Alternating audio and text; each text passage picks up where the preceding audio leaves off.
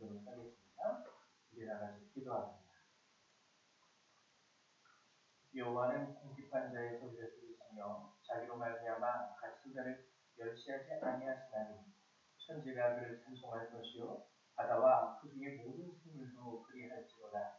하나님이 시온을 구원하시고 유다 성읍들을 건설하시니 우리가 거기에 살며 소유를 삼으리로다. 아멘.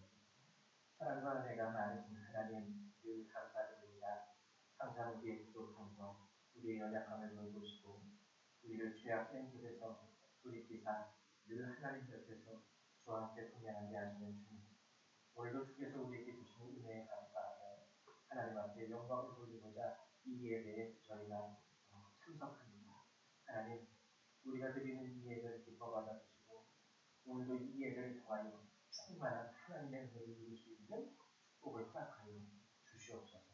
감사합니다. 예수님의 이름으로 기도했습니다. 아멘. 저희 다 같이 일어나셔서 우리 사도신경으로 주님 앞에 신앙 고백을 드리도록 하겠습니다. 우리 다 같이 신앙 고백입니다.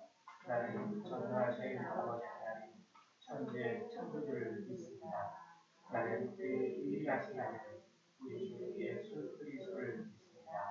그는 성령으로 잉태되어 동정녀 마리아에게서 나시고 본디오 빌라도에게 고난받아 십자가에 못 박혀 죽으시고 장사이지 사흘 죽은 자 가운데서 다시 살아나셨으며 하늘에 오르시어 전능하신 아버지 하나님 우편에 앉아 계시다가 거기로부터 살아있는 자와 죽은 자를 심판하러 오십니다.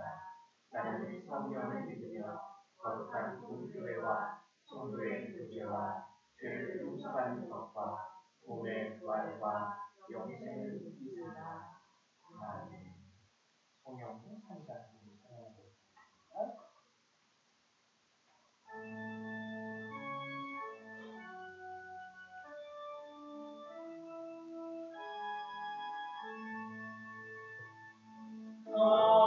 성부성자와 성령 찬송과 영광 돌려오네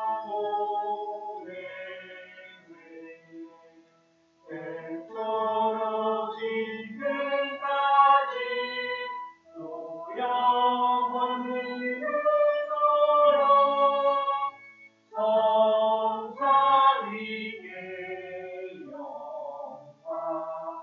영광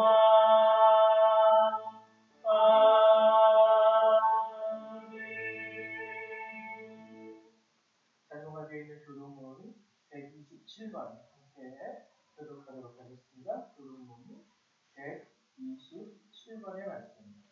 사순절의 네 번째 말씀입니다.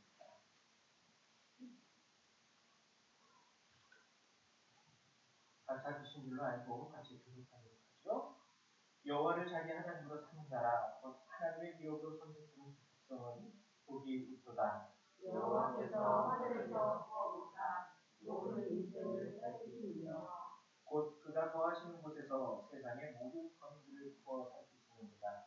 그는 그들 모두의 마음을 지으시며 그들이 하는 일을 부어 살피시는도다.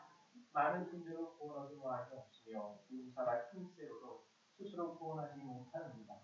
우리 영혼이 여호와를 바라며 그는 우리의 구원과 강해지로다. 우리 마음이 그를 즐거워하며 우리가 그의 성을 의지하였기 때문이로다. 여호와여 우리가 주께 바라는 대로 주의 인자하심을 우리에게 베푸소서. 아멘. 네, 앉아주시기 바랍니다. 이 찬송 한 장 더 찬양하세요. 찬송 26장 함께 찬양하고 있습니다. 찬송 26장입니다.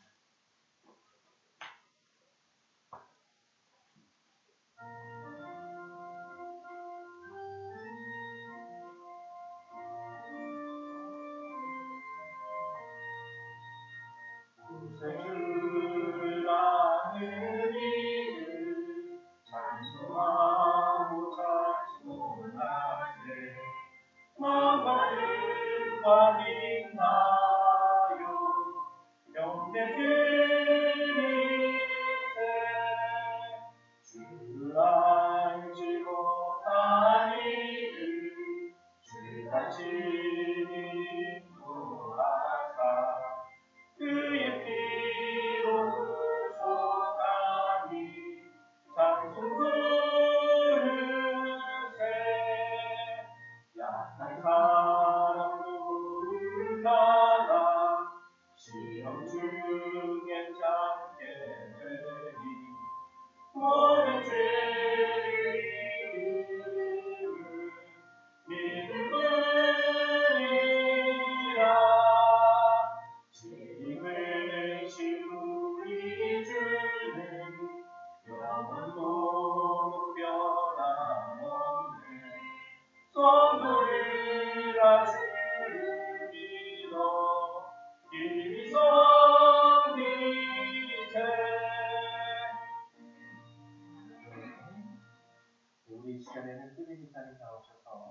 예배를 위해서 기도해 주시겠습니다.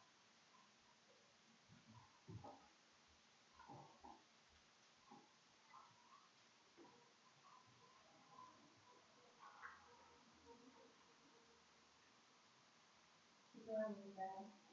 하늘의 계시되게 아버지, 올해 부활절을 기념할 수 있는 기회를 주셔서 감사합니다.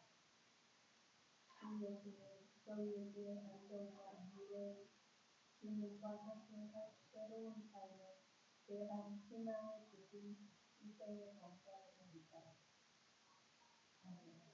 오 하나님, 저희에게 순수하게 거룩한 영을 주어주시오. 죄짓는 삶마다 저희를 기대하지 못하게 하시고 인간을 항상 쇠하게 하는 진리를 쉽게 넘어가지 않도록 하시고 저희가 주님의 말씀을 되찾고 들을 수 있도록 인도하시고 항상 겸손하고 서로 사랑할 수 있도록 인도하소서. 교만하고 질투하며 일정해지지 않도록 하시고 저희가 항상 주님을 의지하고 주님께 더 가까이 나아가도록 하소서. 하나님, 주님의 뜻을 따라 무엇이 선하고 그런지 분별할 수 있도록 도와주소서. 항상 저희를 가르치고 인도하시고 주님의 뜻을 생각하지 않고 저희 마음대로 행동하고 주님의 마음을 아프게 한 저희를 용서하소서. 육신의 욕망과 싸울 수 있도록 도와주소서. 우리 구주 예수 그리스도의 이름으로 기도드립니다. 아멘.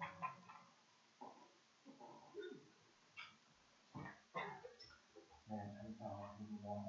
우리 하나님의 말씀을 가지고 찾아보도록 하죠. 오늘 함께 보실 주의 말씀은 고린도전서 9장 1절에서 17절의 말씀 함께 나누겠습니다. 이 신약성경 273페이지에 있습니다. 신약성경 273페이지에 고린도전서 9장 1절에서부터 17절까지의 말씀. 한 절 한 절 같이 교독해 보도록 하죠. 제가 먼저 교독합니다. 내가 자유인이 아니냐, 사도가 아니냐, 예수 우리 주를 보지 못하였느냐, 주 안에서 행한 나의 일이 너희가 아느냐. 다른 사람들에게 내가 사도가 아니라고 너희에게는 사도이니 나의 사도됨은 주 안에서 얻은 것이니라. 나를 비판하는 자들에게 변명할 것이 이것이니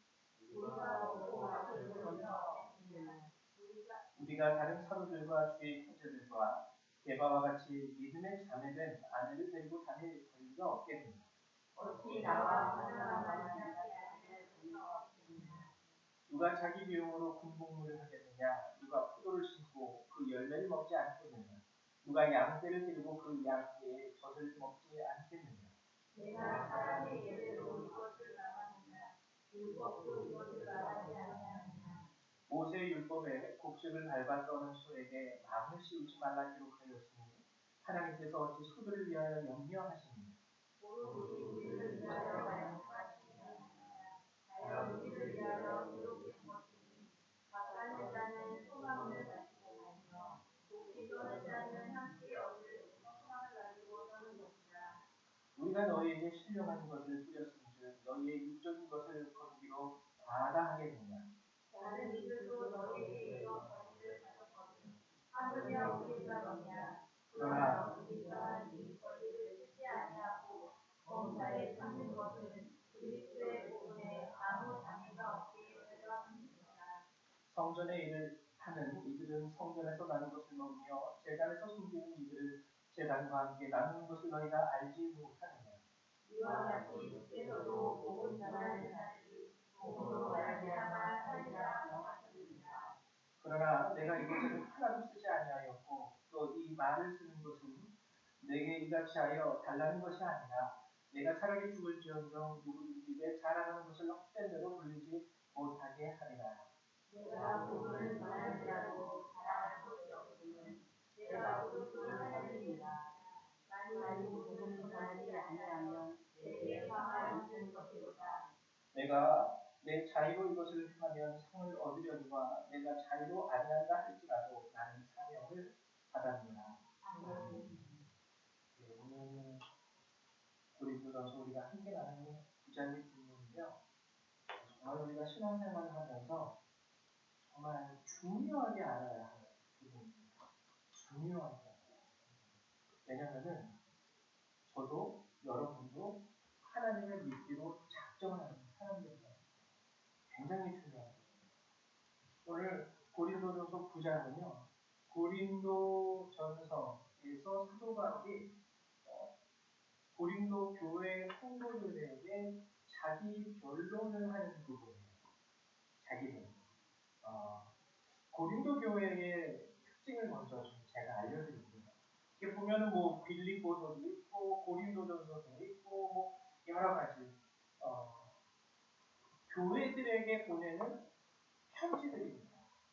사도 바울뿐만 아니라 다른 사도들도 이제 교회들에게 하나님의 말씀을 전달하기 위하여 편지를 보냈고 그것이 이제 오늘 성서로 기록이 되어서 신약 성경이 되어서 우리에게 전해져 내려오고 있죠. 그래서 이 고린도 아니면 에베소서, 빌립보서를 보면은 고린도 교회의 특징이 거기 담겨 있어요. 에베소 교회의 특징이 담겨 있고 빌립보 교회의 특징이 담겨 있습니다. 그러면 오늘 고린도 전서를 봤을 때 고린도 교회만이 가지고 있는 특징은 무엇일까? 고린도 교회만이 가지고 있는 특징이 고린도전서 1장에서부터 나옵니다.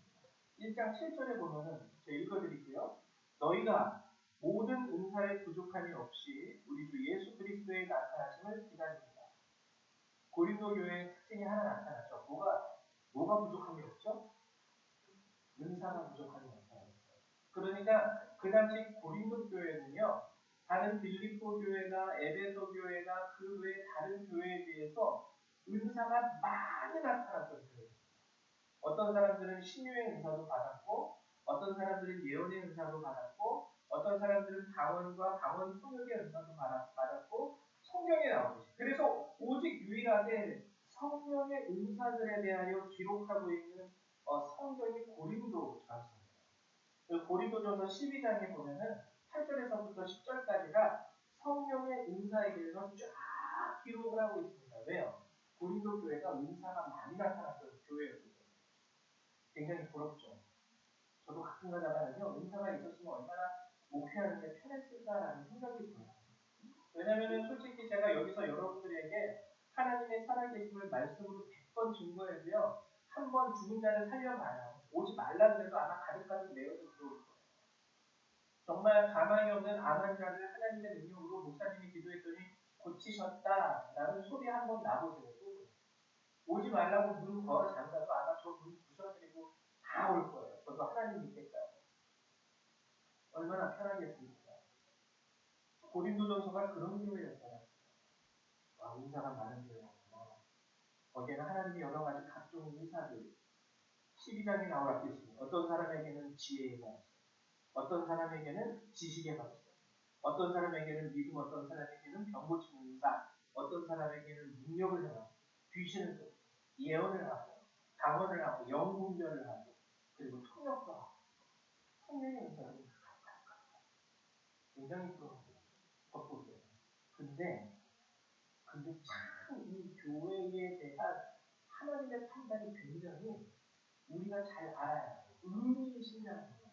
의미심장해요. 우리는 영적인 은사가 막 여기저기서 뻥뻥 터지니까 그 교회를 겉으로 나타나는 그 은사만을 보면서 어떻게 이 교회를 이해할 수 있을까요?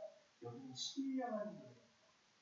하나님의 능력이 여기저기서 막 뻥뻥 터지고 죽은 자가 살아나고 병든 자가 고침을 가고 귀신이 떠나가는 말 그대로 신령한 교회라고 판단할 수 있습니다.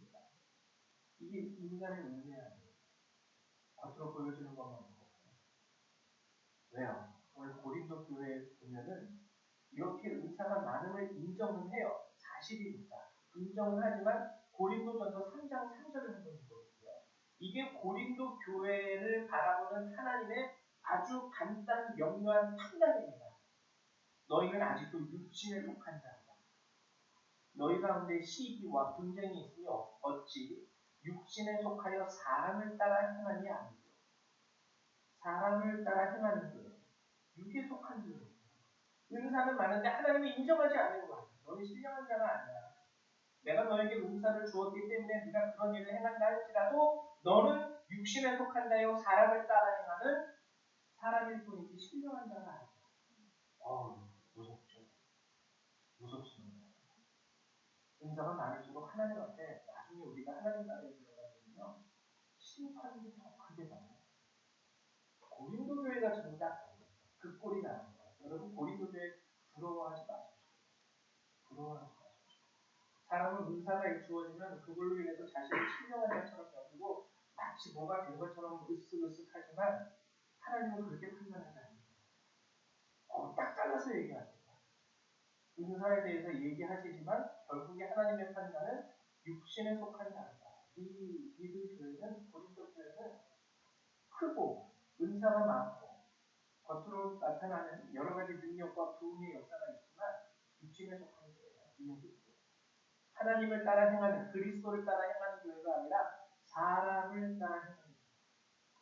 하나님이요 한번 하시면 무섭습니다. 은사가 많아도 이게 속한 거예요. 사람을 따라 행한다는 것은 세상의 가치를 따르면서 그리스도의 말씀, 하나님의 뜻이 아니라 사람을 따라. 이 사람은 이걸 좋아하는 이걸 저 사람이 저렇게 하는 걸 좋아하는 저렇게 따라. 권력에 따라서 휘청휘청대면서 여기 붙었다, 저기 붙었다. 교회에서 조금 쉽게 말하면 우리 옛날에도 뭐 지주들이라는 거죠. 교회에서 조금 이제 힘 있는 사람들. 그러면 그 힘 있는 사람들한테 붙어가지고 따라가요. 교회에서 조금 이렇게 능력 있는 사람들이 있으면 그 사람들 따라다니면서 그냥 항상 뭐 무리 지어 다니면서 그렇게 돼요. 사람을 따라 행하는 게 아니고 무서운 거예요. 그리고 나서는요 성경에 보면은 이제 3장에서 고린도 교회를 하나님이 딱 판단하시죠. 육신에 속한 교회, 육에 속한 교회. 그리고 4장에서부터 8장까지는요 하나하나 모든 것이 이 교회의 문제점들을 지적하는 거예요. 너네는 이것도 있고 저것도 있고 이런 문제도 있고 4, 5, 6, 7, 8 다섯 가지 문제를 대표적으로 지적해서 얘기해 줍니다. 어떤 문제들이 있었을까요? 먼저 4장에 나타나는 문제를 보면 교관입니다. 7절에 보면 이렇게 기록하고 있어요. 누가 너를 남달리 구별하느냐. 이게 뭐냐면 너 왜 거룩한 척하느냐 이 뜻이에요. 누가 너를 남달리 구별하느냐. 너 되게 거룩한 척한다. 은사 좀 가지고 있다고 뭐 된 것처럼 여겨지냐. 누가 너를 남달리 구별하느냐. 내게 있는 것 중에 받지 아니한 것이 무엇이냐. 내가 받았은즉 어찌하여 받지 아니한 것 같이 자랑하느냐.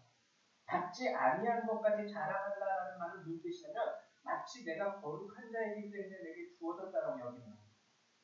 내가 능력이 있고 내가 분노가 있고 내가 하나님께 헌신하고 하나님 보시기에 내가 너희들보다 거룩하니까 이 은사를 하나님이 나한테 준 거야.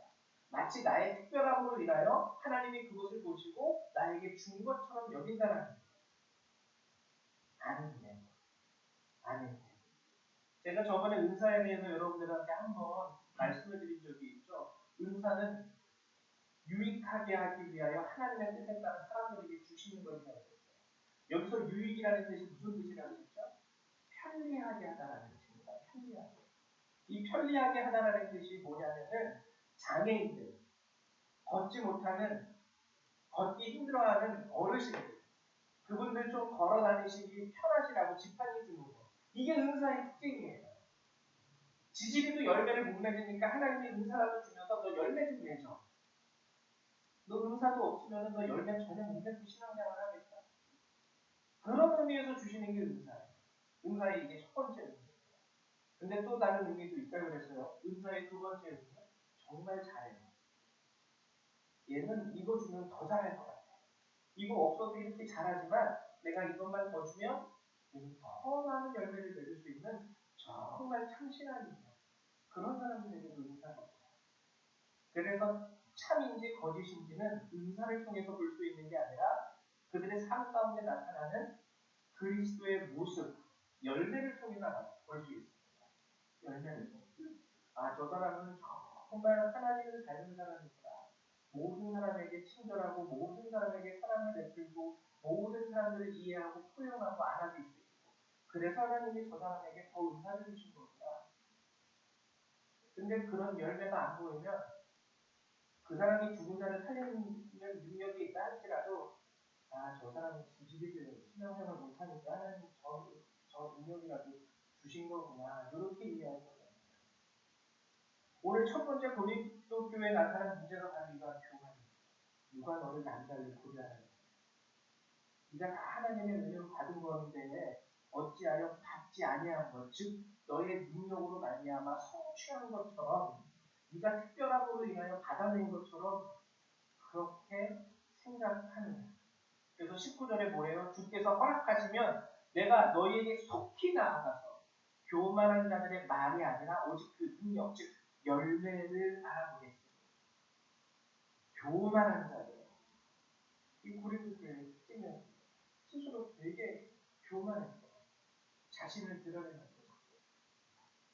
하나님이 그것을 굉장히 이제요, 여러분 성경에 이렇게 기록이 되어 있게 부드럽게 쓰여 있는 거죠. 이거는 굉장히 하나님이 질책하시고 찌르시고 지적하는 거예요. 잘난 척하면 이 뜻입니다. 그 다음에 5장에서는 고린도 교회에 또 다른 문제, 뭐가 있냐면 성적인 타락이 있었어요.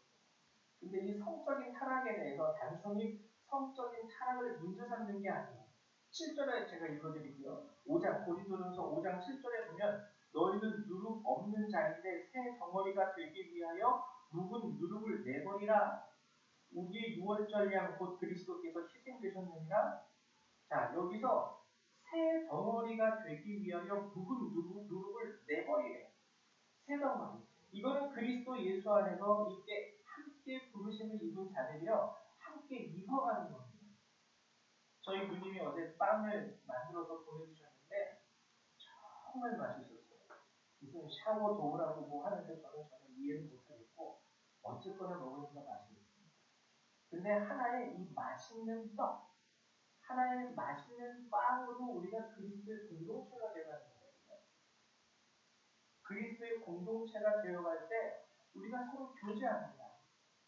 제가 여기 염재인 권사님하고도 교제하고요. 우리 정미숙 집사님하고도 교제하고요. 우리 뜨니 집사님하고도 교제합니다. 교제할 때 이 교제에 있어서 조건이 없어요. 만약에 뜨니 집사님은 외국인이니까 저랑 조금 이제 교제하는 거에 선을 두죠.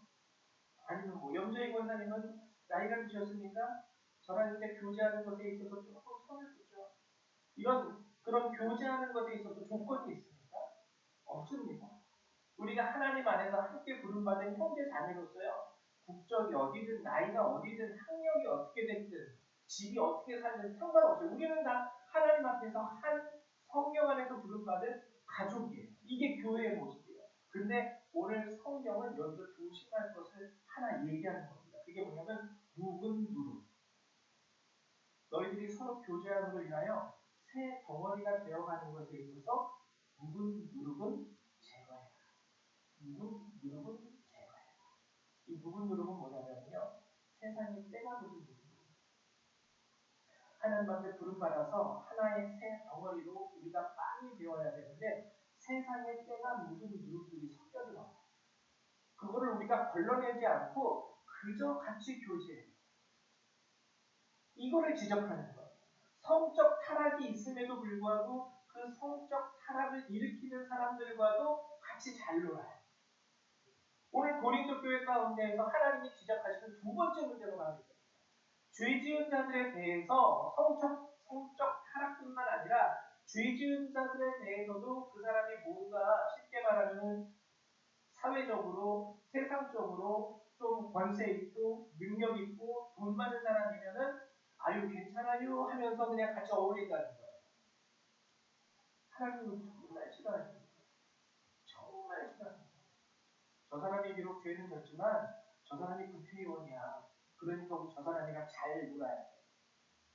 교회 안에 하나님의 공동체, 하나님이 만들어 가시는 그 새 덩어리, 떡이 되어야 되는데 이 사람은 이런 죄가 있어도 국회의원이라고 교회가 눈 감아주고 가요. 저 사람은 저런 죄가 있어도 시장님이라고 눈 감아주고 저 사람 가요. 이 사람은 돈 많다고 이 사람 나가면 우리 교회 헌금 안 들어와서 안 돼. 죄를 지었음에도 불구하고 죄를 지적하지 못합니다. 그리고 다 그냥 학력이 세신 분, 능력이 많으신 분, 사회적으로 권세가 있으신 분, 돈이 많으신 분, 죄에 대해서 묻지 않습니다. 우리 교회에서 다 같이 알콩달콩 함께 행복하게 지내요. 이게 나타났던 거예요. 이게 은사로 인해서 저 사람이 죄는 졌지만 저번에 죽은 자를 살린 사람이에요. 저 사람이 죄는 졌지만 저번에 귀신을 쫓아냈어요. 다 모든 것 죄짓든 아니든 괜찮아요. 돈만 있으면 돼요. 능력만 있으면 돼요. 국회의원만 되면 돼요. 의사, 판사 다 환영합니다. 이게 5장에서 나타나는 고린도 교회의 문제. 이 문제에 대해서 하나님은 아주 신랄하게 비판합니다. 묵은 누룩을 버리지 못하는 거죠. 그래서 이러므로 우리가 명절을 지키되 묵은 누룩으로 말고 악하고 악에 찬 누룩으로도 말고 누룩이 없이 오직 순전함과 진실함의 떡으로 하자. 교회는 순전함과 진실함의 떡이 되어야 합니다. 여러분들이 그냥 사회적인 어떠한 사교 공동체라면 이해할 수 있어요. 사교 공동체라면. 그냥 거기는 그냥 의사들만 오면 되는데 죄 이런 거 필요 없고 의사면 돼. 여기는 판사면 돼. 여기는 정치인이면 돼. 여기는 적어도 매출 1억 이상 되는 회사 사장님들이면 돼. 이런 교제 공동체면은 모르겠지만 우리는 그런 공동체가 아니에요. 우리가 비록 세상적으로 보면 내세울 것도 없고 작고 연약하고 보잘것없는 사람들이라 할지라도 하나님 보시기에는 순결하고 진실한 그런 떡이 되는 겁니다. 이게 우리가 돼야 돼요. 그리고 6장에서는 무슨 일이 나타납니까? 6장에서 제가 읽어드릴게요. 고린도 교회의 문제들에 대해서 하나님이 지적하십니다.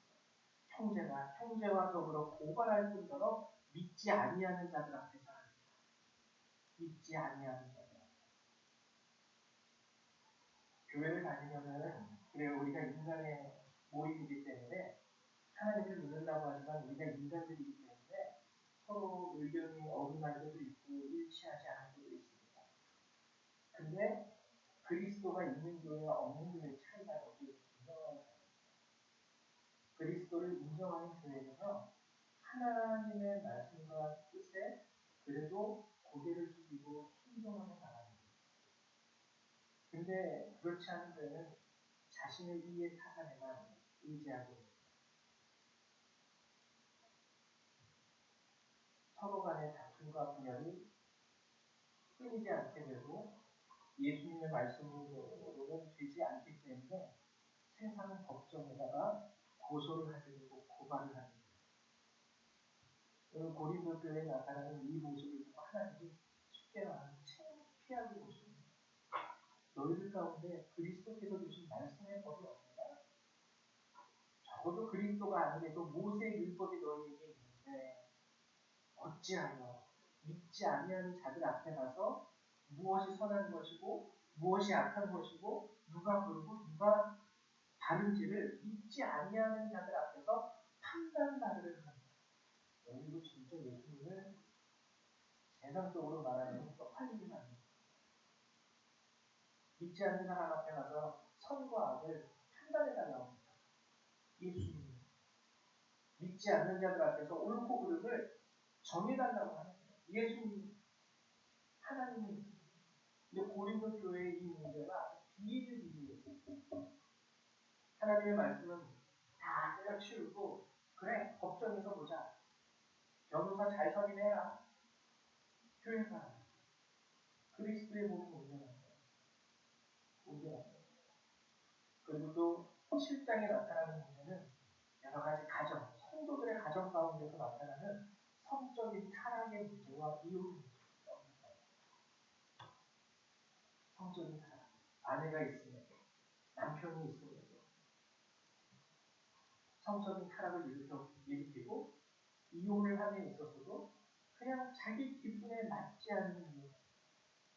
어제까지는 너를 사랑했지만 오늘 너 하는 모습을 보니 그 사랑이 아주 뚝 떨어진다. 이혼. 쉽게 이혼.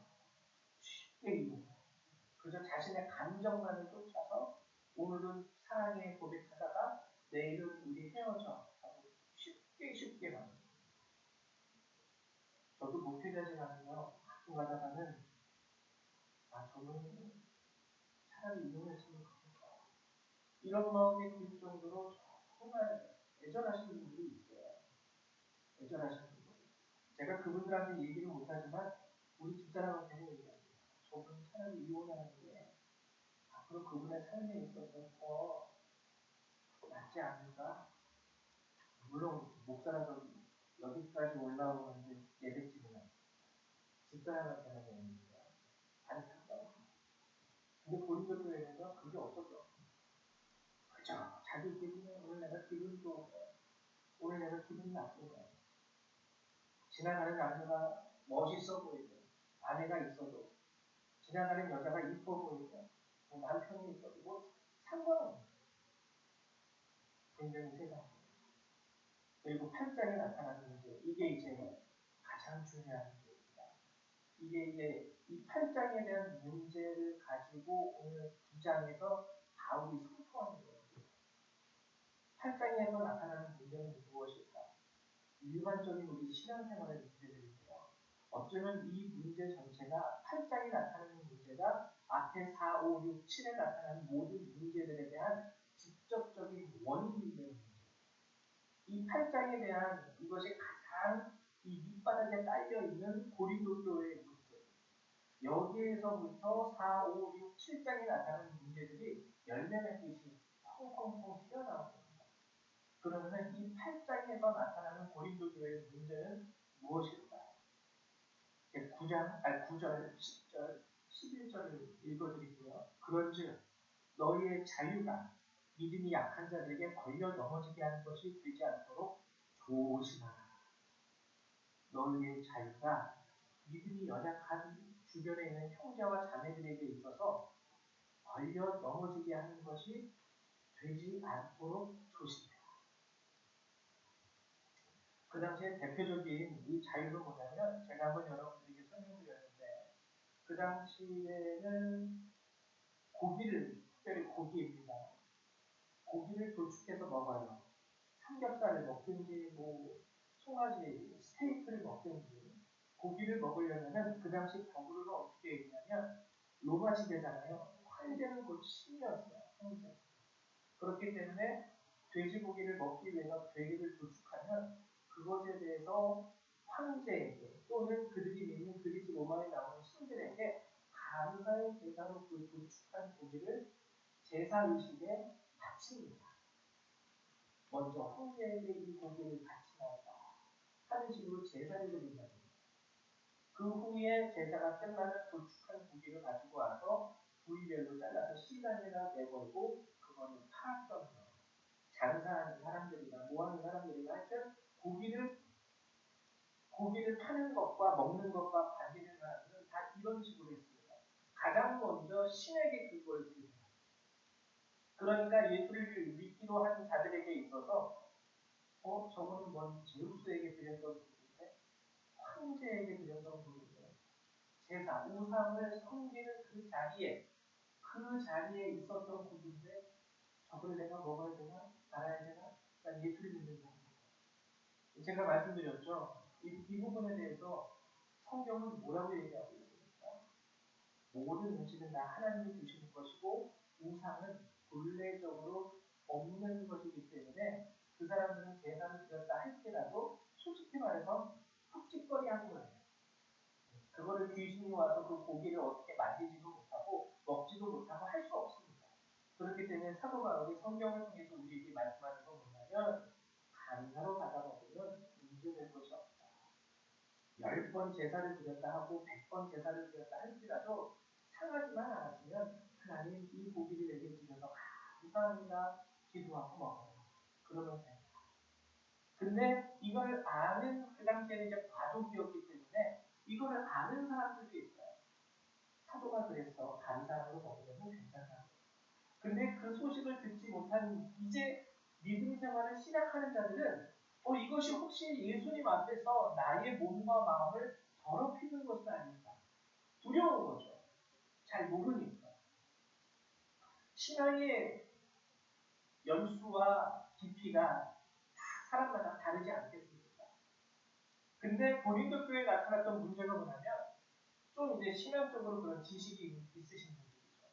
그분들이 이것을 잘 믿음이 연약한 자들을 가르쳐주고 일러주고 괜찮아 이렇게 하면 되는 거야. 성경에 이렇게 말씀하셨어. 이렇게 가르쳐주면서 하면 되는데 그냥 아이고 돼 이것도 뭐 문제도 아니야 하고 막 넘어버려요. 어떨 때는 저기 이방 신당 앞에 있다가 바로 나오는 곡이 신선한 곡이네 하고 사먹어요. 그런 모습을 믿음이 연약한 형제와 자매들이 보면은 어떻게 합니까? 웬일이야죠.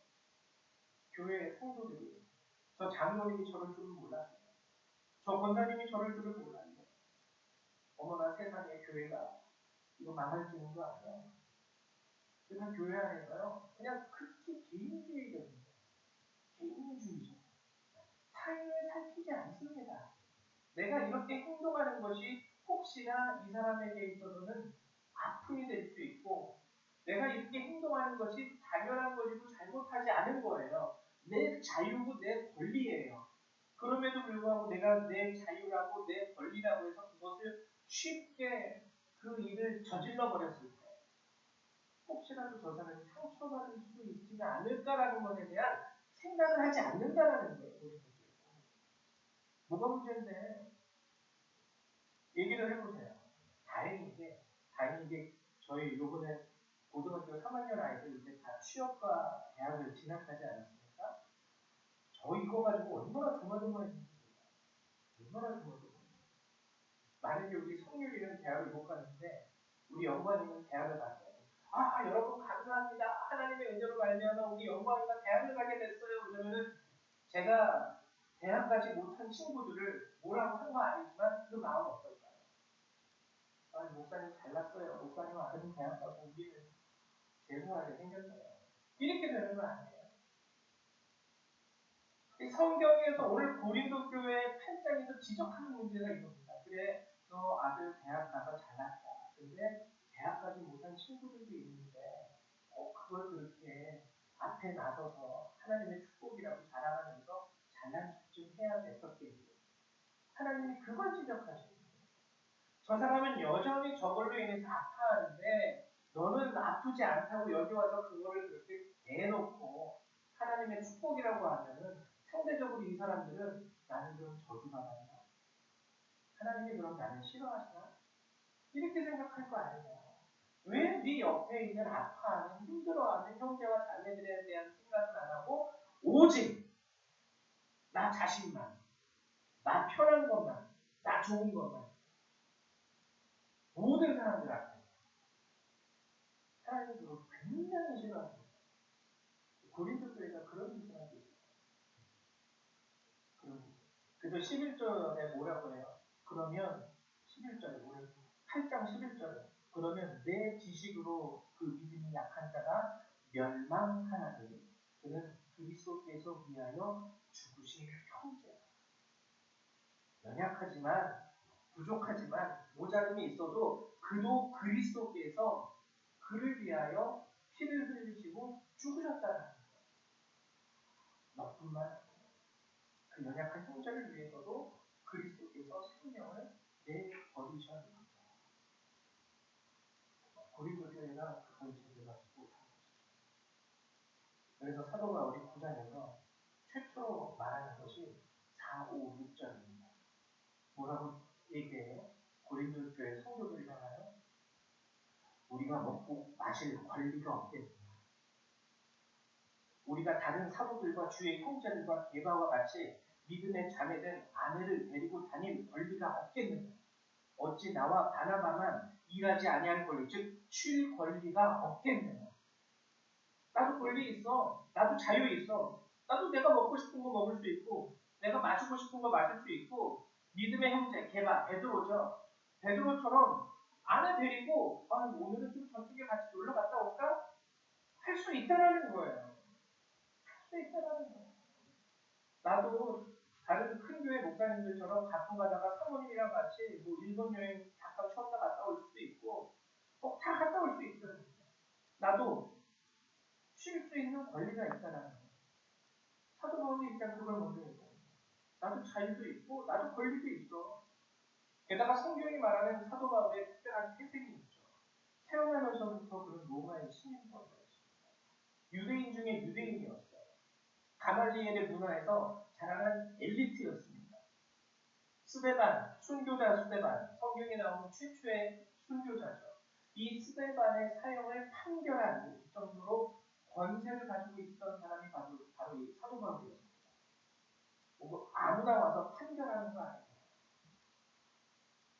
사도 바울이요 자신의 권리와 자유를 주장하려 했다면 다른 모든 사도들을 머리 위에 있었던 사람이 사도 바울이에요. 근데 사도 바울이 결국에 이러한 권리를 자신의 권리와 자유를 얘기하면서 최종적으로 얘기하는 것은 무엇입니까? 12절 먼저 읽어드릴게요.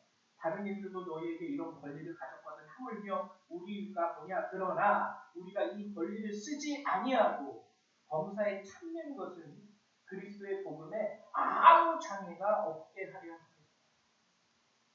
그리스도의 복음에 아무 장애가 없게 하기 위하여 나는 내 권리를 쓰지 않고 범사에 참는다.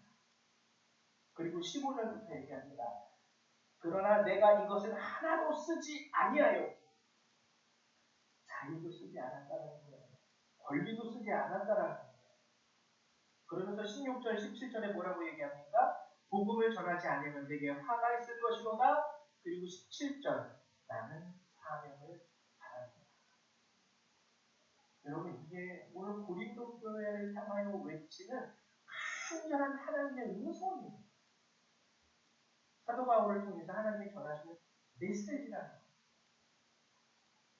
자신의 자유와 권리로도요 자유적으로 사용하지 않아요.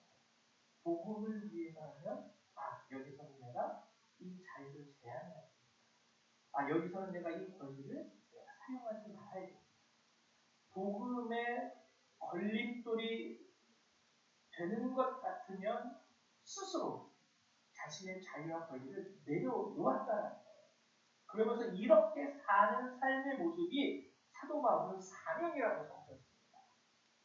자유를 사용하지 않는 것, 권리를 주장하지 않는 것이 사명이에요. 사도 바울이 이 시대에 와가지고 선교를 했으면 열매 많이 못 맺었을 거예요. 이 시대 사람들은 자유와 권리가 신앙보다 우선하는 경우가 많이 있기 때문에 자유와 권리가 신앙보다 우선하는 경우가 많이 있는 세대가 바로 우리가 사는 거예요. 그러니 우리는 얼마나 그런 교회가 더 악한 시대 가운데 살아가고 있습니다. 교회도 자신의 권리와 자유를 내려놓으려고 하지 않는 경우가 너무 많아요. 복음을 따른다 말하는 이게 우리가 회개해야 할 부분입니다. 가끔 가다가 사람들은 이런 말을 해요. 사도 바울이 선포한 이 말씀, 나는 사명을 받았다. 사명이라 그랬어요. 그렇지, 사도니까 그렇게 살아야지. 선교사니까, 목사님이니까 그렇게 살아야지. 그럼 오늘 사도 바울이 선포한 고린도 교회에서 말하는 이 나는 사명을 받았노라라는 이 말은 그냥 목사님이나 선교사님이나 성경에 나오는 제자들이나 사도들이나 아니면 적어도 장로님들 이런 분들만 이렇게 살아야 될까요? 아닙니다. 이거는 모든 구원 얻은 그리스도인들에 대한 사명으로서 성경이 선포하고 있는 거예요. 목사만 이러는 게 아니라 선교사만 일어나고 전도사만 일어나고 하는 게 아니라 모든 그리스도인이 되겠다고 마음에 작정한 사람들은 이걸 사명으로 받고 살아라 이 뜻입니다. 사명은 자유와 권리의 우선입니다. 자유와 권리. 여러분 한번 생각을 해보세요. 제가 여기다가 예를 적어놨는데 경찰이 있습니다. 그리고 의사가 있습니다. 그리고 구급대원이 있어요. 근데 경찰 아저씨들도 뭐 365일 맨날 일하는 건 아니잖아요. 쉬는 날도 있잖아요. 근데 경찰 아저씨가 어느 날 가족과 같이 룰루랄라 놀이공원에 놀러 갔습니다. 근데 바로 앞에서 도둑놈이 있는 거예요. 그럼 경찰 아저씨가 도와주세요. 막 어떤 사람이 도와주세요. 저 사람이 나한테 강도질을 해요. 근데 경찰 아저씨가 딱 가서 아유 제가 경찰인데요. 오늘은 제가 쉬는 날이에요. 오늘은 내가 우리 아이들이랑 같이 놀이공원에 놀러 왔으니까 강도 무대로 당하시고 내일 경찰서로 찾아오시면 제가 도와드릴게요. 이런 경찰이 있어요. 같이 가고요. 세상에 그런 이런 특별한 사명을 가지신 분들은요. 오늘 내가 쉬는 날이라 할지라도 바로 뛰어듭니다. 오늘 내가 아무 짓 안 해도 돼요. 왜? 나 쉬는 날이니까. 이 쉴 권리가 오늘은 나에게 주어진 날인데 그렇다고 해서 눈앞에 있는 강도를 경찰들이 그냥 잘가 내일 경찰서에서 신고 들어오면 내가 낫게 이런 경찰 아저씨들 없다는 거예요. 바로 그 자리에서 뛰어들어요. 의사 선생님들도 그러지 않습니까? 얼마 전에 뉴스를 봤는데 비행기 안에서 갑자기 어떤 분이 쓰러지셨어요.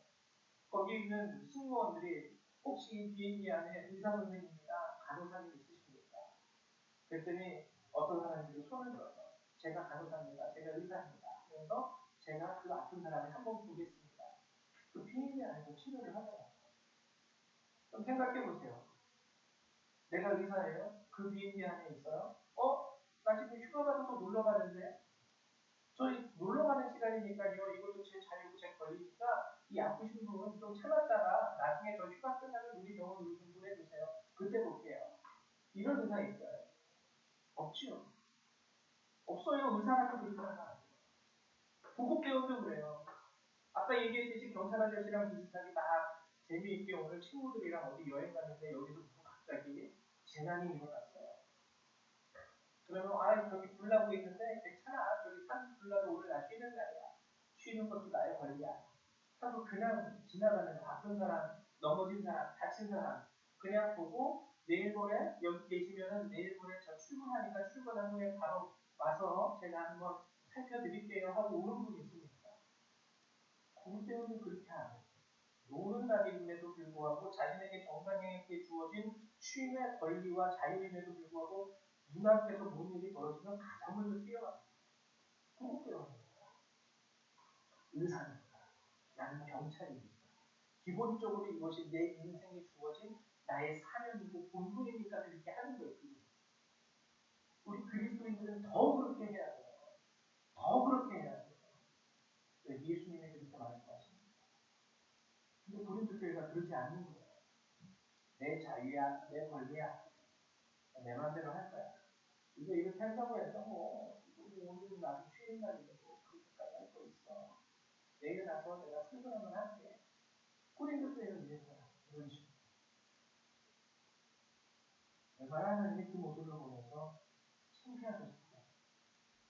여러분들에게 부탁드리는 거예요. 여러분들이 솔직히 말해서 의사 선생님이나 경찰 아저씨 또는 구급대원들처럼 특별한 사람을 살리는 기술이라든지 그런 능력, 지식은 없습니다. 그런데 우리는요, 하나님의 적어도 말씀이 있기 때문에 그 안에서 나는 근본적으로 하나님의 자녀입니다. 이것이 내 본분이고 이것이 내 삶입니다. 이것이 기본적으로 깔려 있어요. 어디서든지 그리스도인의 모습이 필요한 그곳에서 나는 그리스도인으로서 내 삶의 모습을 실천하고 보일 수 있어야 합니다. 고린도 교회가 그걸 못했다는 거예요. 하지 않았다는 거예요. 못했다는 거예요. 그 대표적인 것이 복음을 위해서 나의 공부와 자유를 절제하는 거예요. 내려놓는 거예요. 또 다른 말로 이것이 어떻게 우리는 얘기할 수 있냐면 형제와 자매를 사랑하는 삶. 형제와 자매. 고린도전서 8장 12절 13절 이같이 너희가 형제에게 죄를 지어 그 약한 양심을 상하게 하는 것이 곧 그리스도에게 죄를 짓는 것입니다. 그러므로 사도 바울이 얘기합니다. 만일 음식이 여기서 말하는 건 아까 제가 말씀드렸던 그 고기입니다.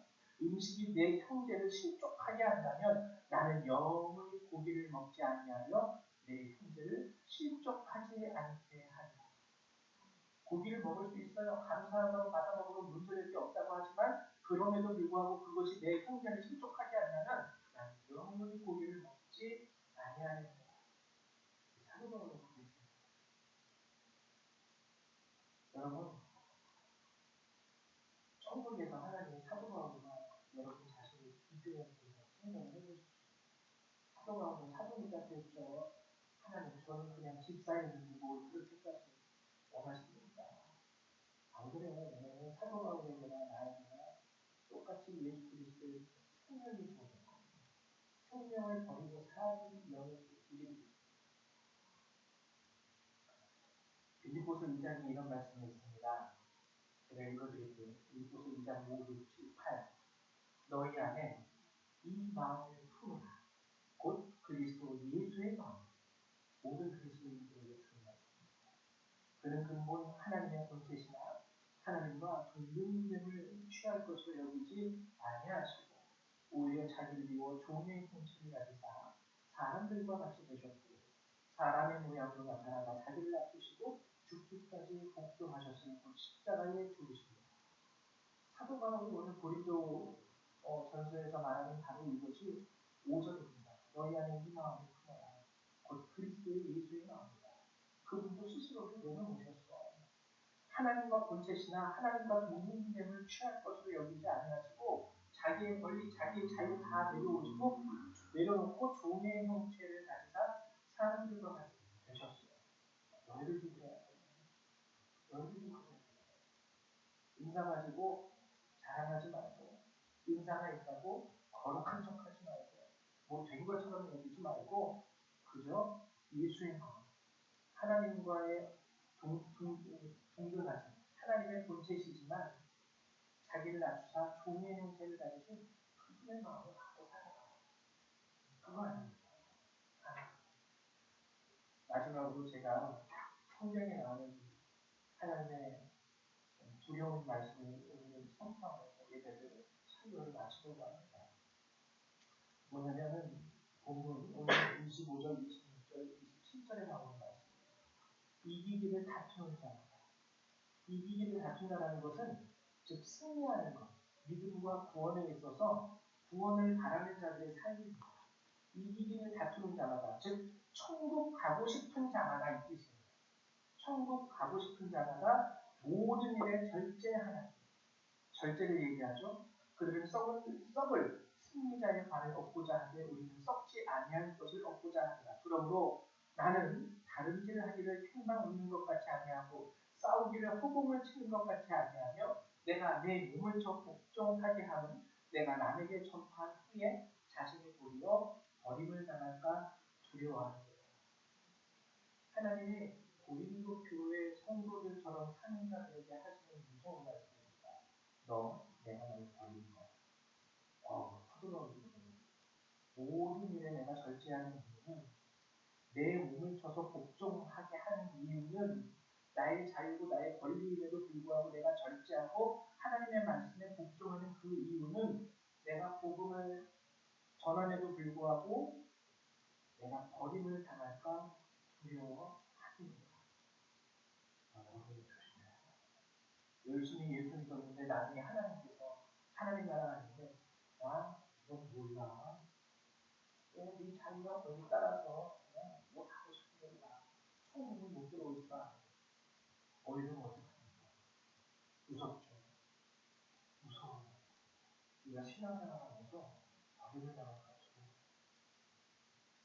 오늘 우리가 사는 세대 가운데서는 고린도 교회와 같이 은사가 아주 달달 은사가 나타나는 교회는 없어요. 저는 이게 오히려 하나님의 은혜인 줄 믿습니다.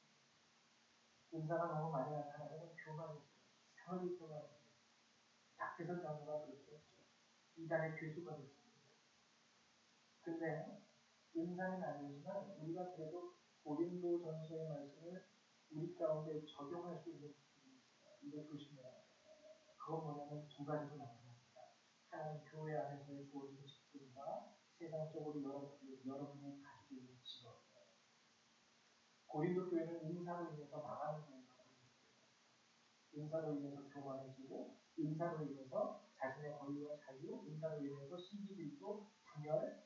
근데 요즘 우리가 사는 교회는 우리가 신앙생활하는 이 세계에는 은사를 나누지만 못 되는 사람들을 교만해지고 절제하지 못하니까 나는 국회의원이야 이런 거죠. 누군지 알아? 너 국회의원이야? 나 판사야? 나 검사야? 나 의사야? 교회 안에서도 그렇고 교회 안에서 내가 교회 헌금한 게 얼마인 줄 알아? 이러고 자신의 사회적인 직분 교회 안에서 나 장로야? 나 목사야? 이러고 그것도 하나님은 우리에게 정말 은혜의 축복이에요. 내 아들이 커서 판사가 되고 의사가 되고 그리고 중견기업 이상 회사의 이사가 되고 사장이 된다면 그게 어찌 축복이 아니겠습니까? 근데 그 축복으로 인해서 고린도교회처럼 망해버리는 거예요. 오히려 하나님이 내게 주신 그 세상적인 은혜와 축복이 나를 망하게 하는 여러분에게 부탁드리는 거 우리 교회는 그래도 다행히 그런 건 없어요. 의사 선생님 없고 여기 판사님 없고 검사님 없고 변호사님 없고 그리고 예를 들면 어떤 법문주도 없고 매우 가난하고 연약한 교회이지만 그럼에도 불구하고 제가 한편으로 우리 교회에 대해서 너무 감사한 것은요. 작고 힘들고 연약하지만 쉽게 꺾어지고 풀어주기 쉬운 그런 가지와 같은 우리들 존재이지만 적어도 고린도교회와 같은 모습은 없는 것 같아요. 그래서 감사합니다. 여러분 앞으로도 여러분들이 솔직히 말해서 사는 날이 오늘 살고 내일은 끝 아니에요. 오늘의 말씀을 기억하셔가지고 내가 10년을 살든 20년을 살아가지고 언제 어떻게 봐도 내 상황이 변할 줄 모르고 그 상황 가운데 어떻게 나도 고린도교회의 성도를 좀 무너질 이거 장난하지 않는 거예요. 부탁드립니다. 오늘의 이 말씀을 기억하셔서 마지막까지 하나님 앞에 잘 충성하고 착하고 충성을 다해서 인정받을 수 있는 저 여러분들이 주님의 축원드립니다. 우리 하나님의 말씀 나누고 먼저 누가복음 9장 62절의 말씀 나옵니다. 시작. 예수께서 이르시되 손에 진리를 잡고 뒤를 돌아보는 자는 하나님의 나라에 합당하지 아니하리라 하십니다. 끝까지 올바르게 가십시오. 그 다음에 마태복음 25장 23절입니다. 시작. 그 주인이 이르되 잘하였도다 착하고 충성된 종아 내가 적은 일에 충성하였으되 내가 많은 것을 내게 맡기니 내 주인의 즐거움에 참여할지어다. 네.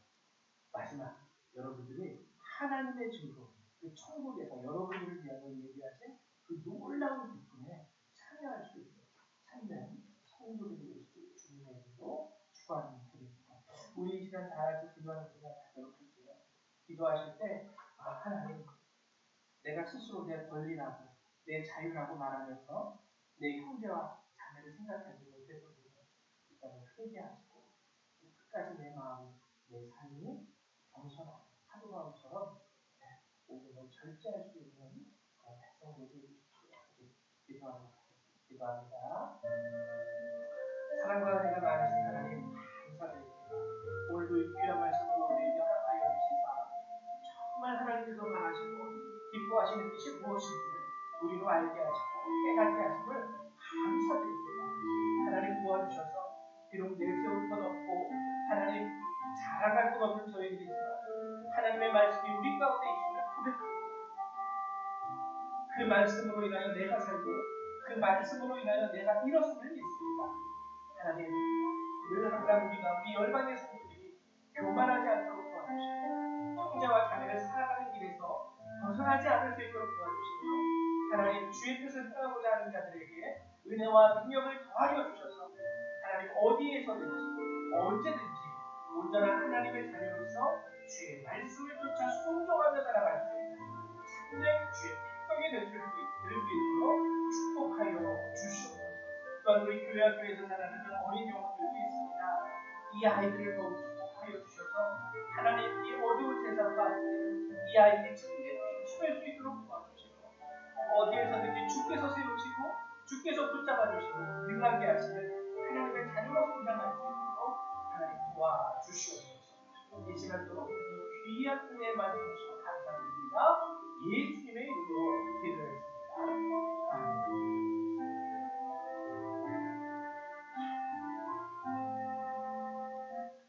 네, 감사합니다. 우리 시간에는요, 찬송 497장 함께 찬양하시면서 준비하신 일을 하나님 앞에 드리도록 하겠습니다. 497장입니다.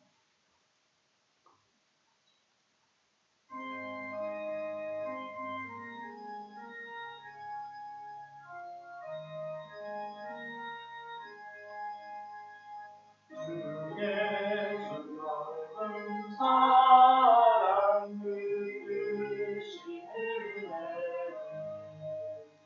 나에서 전하니 자기 그리세 주의 주복된 말씀 생명과 진리로 내 맘에 갈급함을 다 채워주시네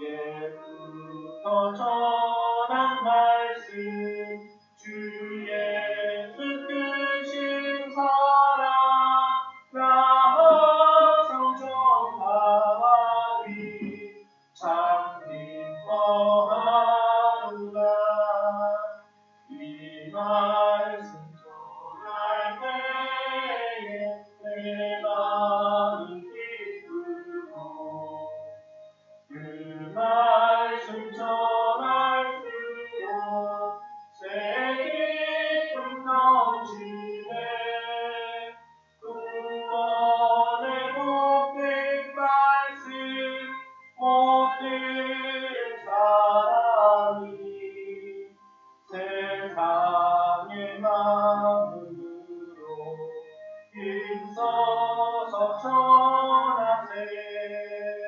예부터 전한 말씀 주 예수 크신 사랑 나 항상 전하리 참 기뻐하구나 이 말씀 들은 사람도 듣기 원하고 목말라 사모하니 그 말씀 진리라 그 나라 영광 중에 나 부를 새 노래 예부터 좋아하던 이 말씀 들으세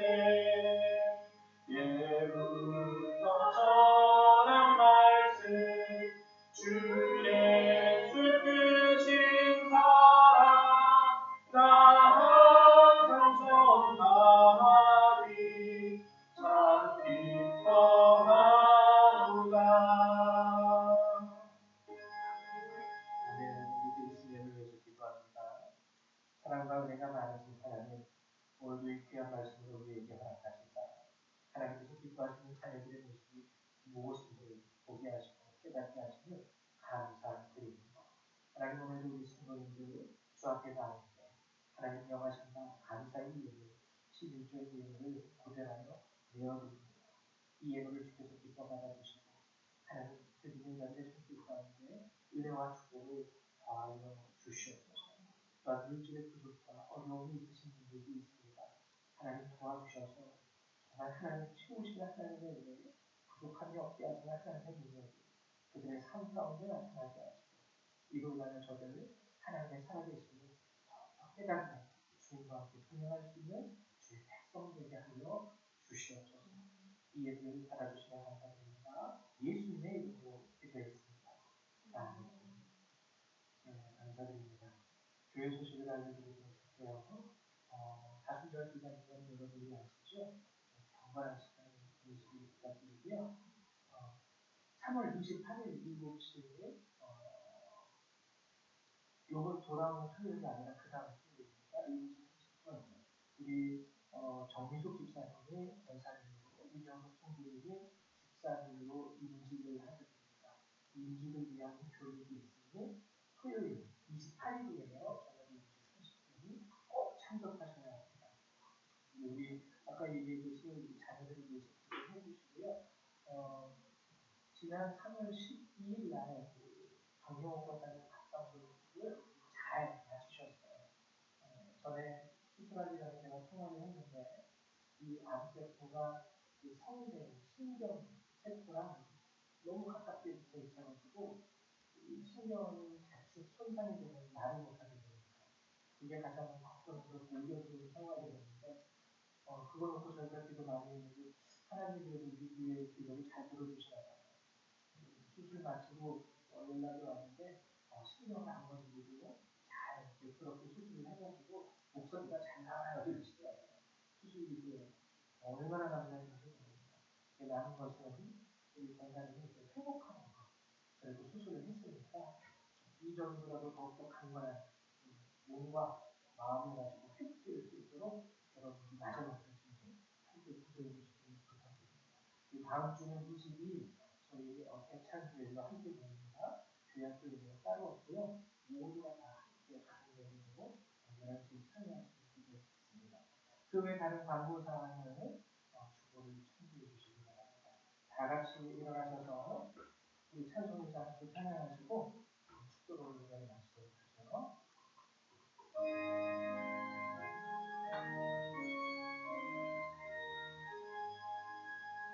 만국에 드려 하나님 온 백성 찬송 드리고 저 천사여 찬송하세 찬송 전능 성자 성령